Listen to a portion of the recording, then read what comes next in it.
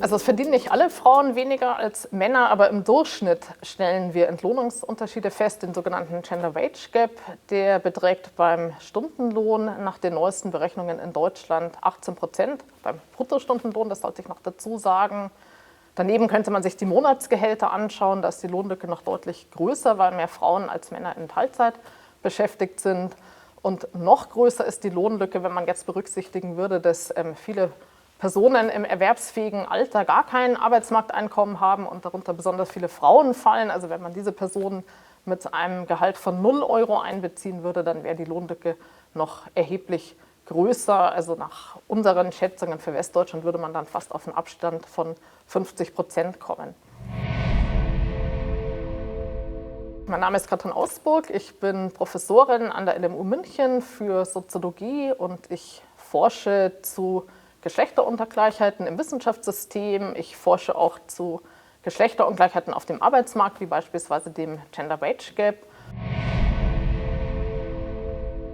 Das eine Ursachenbündel sind Unterschiede in entlohnungsrelevanten Faktoren in der Humankapitalausstattung, wie wir sagen würden. Da sind in letzter Zeit insbesondere Unterschiede in der Berufserfahrung relevant. Also Frauen haben häufiger familienbedingte Erwerbsunterbrechungen.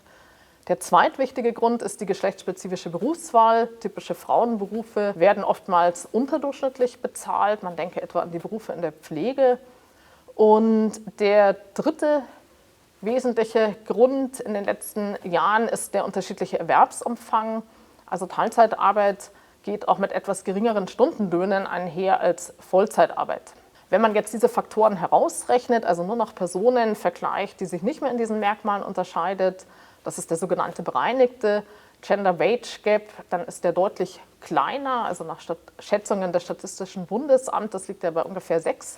Und was sind jetzt Erklärungsfaktoren für diese bereinigte Lücke, also das, was übrig bleibt? Eine Möglichkeit ist, wir schaffen es nicht, alle erklärungsrelevanten Faktoren, alle Humankapitalfaktoren zu beobachten und zu messen und in die Schätzungen einzubeziehen. Und die zweite Erklärung, die hier viel diskutiert wird, ist, dass es auch zu einer Diskriminierung kommen könnte, also einer Ungleichbehandlung von Frauen und Männern bei der Bezahlung, trotz gleicher Leistung und Ausstattung.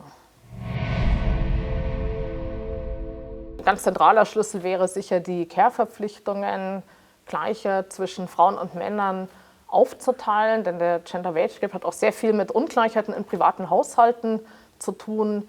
Wer als Zweitverdienerin, also typischerweise ja die Frauen, Care-Verpflichtungen übernimmt, ist dann eher auf flexible Arbeitszeiten, also kürzere Arbeitszeiten angewiesen, hat auch in der Regel eine geringere Berufserfahrung aufgrund von familienbedingten Erwerbsunterbrechungen.